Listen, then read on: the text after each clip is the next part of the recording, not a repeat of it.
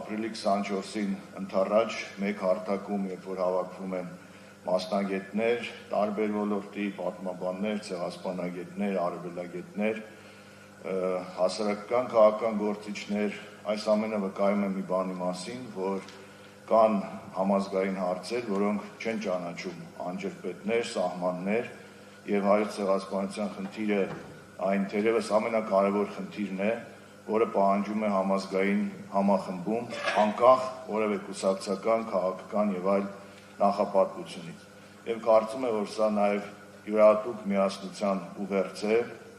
որ չի կարող հայոց ցեղասպանության հարցում գոյություն ունենալ անջրպետներ։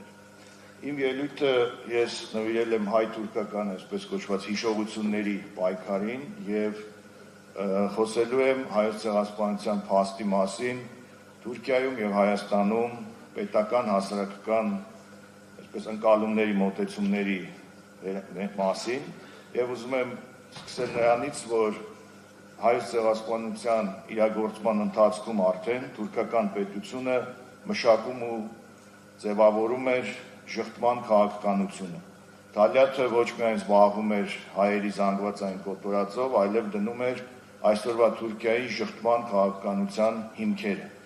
եւ տեսական եւ գործնական առումով։ Դրան զուգահեռ հայկական իրականությունում այդ բարդ իրավիճակում ցեղասպանության տարիներին, առաջին հանրապետության գոյության տարիներին, հետո սովետական Հայաստանի առաջին տարիներին մեր հանրությունը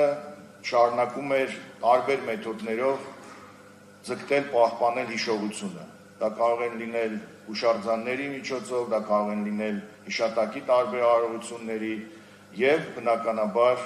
արդարության պահանջի։ Եվ երբ որ այդ արդարության պահանջը հանդիպում էր համաշխարհային հանրության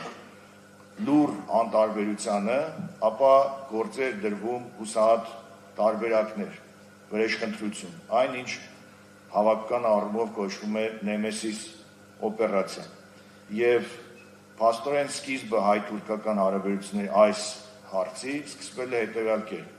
Թուրքական կողմը հիշում է շղթելը եւ հայկական կողմը պետք է հիշի չմոռանալը, պետք է հիշի հիշելը, պայմանական ասած։ Եվ Նեմեսիսին զուգահեռ ես ուզում եմ մեջբերել պաշտոնական օրենքներից մեկը, որը ընդունվել է 1926 թվականին եւ վերաբերում է հայոց ցեղասպանության ճանաչված հանցագործներին։ Մինչ այդ գիտենք, որ 1919-21 թվականներին Օսմանյան դատարանները մեղավոր են ճանաչել եւ դատապարտել էին, ստիպված իհարկե, մի շարք երիտուրք պարագլուխների՝ Թալյաթի, Ջեմալին եւ մյուսներին։ Սակայն արդեն 1926 թվականին Թուրքիայի Հանրապետության իշխանությունները իրավական առումով սկսեցին այդ ոչրագործների արդարացման եւ հերոսացման գործընթացը եւ դա ստացավ կոնկրետ իրավական ձևակերպ։ Մասնավորապես, սա քիչ արծարծված հարց է, բայց ես ուզում եմ, որ ավելի հանրային դառնա, որպեսզի հասկանանք, որ Թուրքիայում հայոց ցեղասպանությունը շղթում են նաեւ իրավական փաստաթղթերով, իսկ հայոց ցեղասպանության մեղավորներին հերոսացնում են իրավական փաստաթղթերով, կառավարության ու ազգային ժողովի որոշումներով։ Մասնավորապես 1926 թվականի մայիսի 29-ին Թուրքիայի կառավարությունը Թուրքիայի ազգային մեծ ժողովին է ներկայացնում մի օրինագիծ, որը վերնագրված էր հետևյալ կերպ. հայկական հանցագործ կոմիտեների կողմից սպանված կամ էլ տարբեր կերպ հալածանքի ենթարկված պետական գործիչների ընտանիքներին անշարժ գույքի եւ հողատարածքի տրամադրման մասին օրենք։ Այս օրենքը բնականաբար ընդունվում է միաձայն եւ որպես օրենքի հիմնավորում, այստեղ նաեւ ներկային պատգամավորներ գիտեն այդ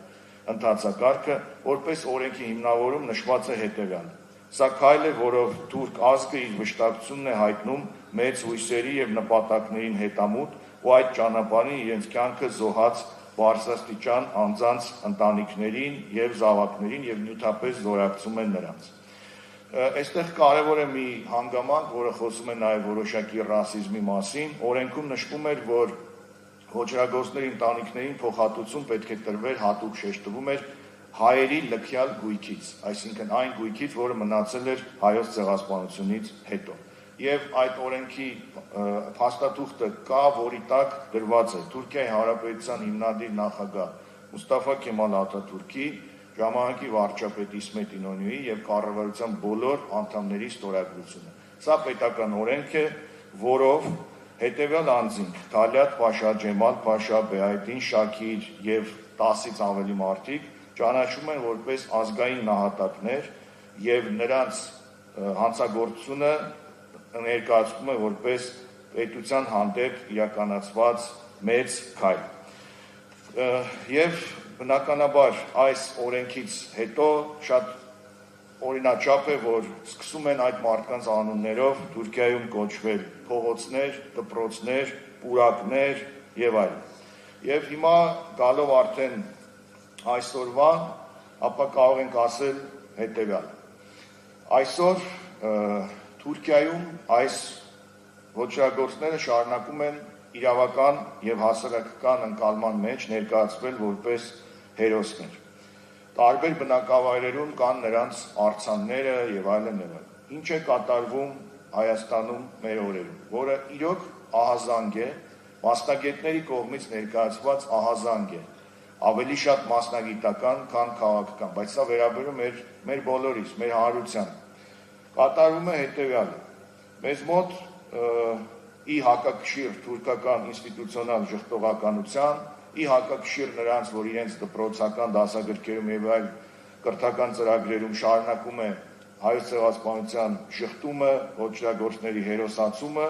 մեզ մոտ հակառակ պրոցեսն է։ Խոսվում է Նեմեսիսի արձանի անիմաստ տեղադրված լինելու մասին։ Խոսվում է, որ դեռ պետք է հաշվեն, թե 1.5 միլիոն զոհերը իրոք այդքան են, անուն ազգանունները գտնել եւ այլն եւ այլն։ Խոսվում է, որ դեռ պետք է հասկանան, թե ինչ է եղել 1915 թվականին։ Եվ խոսվում է, որ այս ամենը հակասում է քաղաքական պրագմատիզմին, որ եթե ուզում ենք Թուրքիայի հետ հարաբերություններ հաստատենք, ուրեմն ըստ ներկայացված տարբերակի պետք է մոռանանք ինքներս մեզ, պետք է մոռանանք մեր հիշողությունը, մեր անցյալը։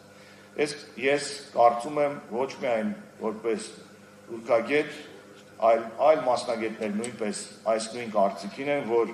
հիշողությունը նաև իրատեսություն է եւ պրագմատիզմը որևէ կապ չունի պատմական հիշողության հետ։ Եթե որևէ իշխանություն սկսում է արծարծել հիշողությունից հրաժարվելու հարցը, ուրեմն այդ իշխանությունը խեղճ է։ Խեղճությունից է բխում հիշողության կորուստը, հիշողության մոռացման հարցը։ Եվ մեզ մոտ տեղի է ունենում փաստացի հայ-թուրքական հիշողությունների պայքար։ Եվ այդ պայքարում մենք, չգիտես ինչի կամովին նահանջում ենք, մենք զիջում ենք։ Եվ սա սովորական զիջում կամ կորուստ չէ, այլ սա ինքնության, մտածելակերպի շարունակականության զիջում է, որը ուղղակի անթույլատրելի է։ Այստեղ հավաքված են տարբեր սերնդի մարդիկ եւ բոլորը կարող են հիշել, թե իրենց նախնիները որտեղից են։ Բոլորը կարող են հիշել իրենց մեծ պապերի, տատերի պատմությունները։ Նոր պարոն Ծառուկյանը նշեց իր Ալաշկերտի նախնիների մասին։ Բոլորս կարող ենք հիշել, թե մենք որտեղից ենք։ Սա մեր հիշողության կոդեքսն է,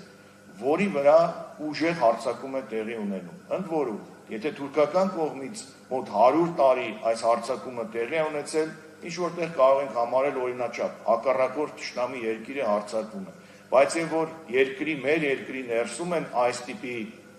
թեմաներ ու խոսույթներ ակտիվանում, սա ոչ միայն անհասկանալի է, այլև անթույլատրելի է։ Այսօր խոսվում է հայ-թուրքական սահմանի բացման մասին, թուրքական կողմը առաջարկում է այդ սահմանային ուղեկալը անվանել Թալյատ Փաշայի անունով։ Մենք առաջարկում ենք մոռանալ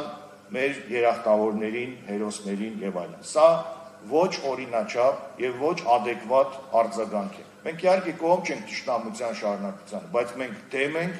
հիշողության միակողմանի, նախ հիշողության կորստին եւ մենք դեմ ենք միակողմանի տարատեսակ զիջումներին։ Հետևաբար, այդ պետք է գիտակցել, որ հիշողությունը արդի աշխարհում քաղաքական շատ կարևոր գործիք է։ Այդ քաղաքական գործիքակազմի ամենակարևոր տարրերից մեկն է։ Եվ որևէ կերպ չի հակասում քաղաքական պրագմատիզմին, ընդհակառակը ուժեղացնում է այդ քաղաքական պրագմատիզմը, քանի որ հիշողությունը օգնում է պետականության շարունակականությանը, պետականության ամրապնդմանը եւ հասարակական համերաշխությանը։ Ուստի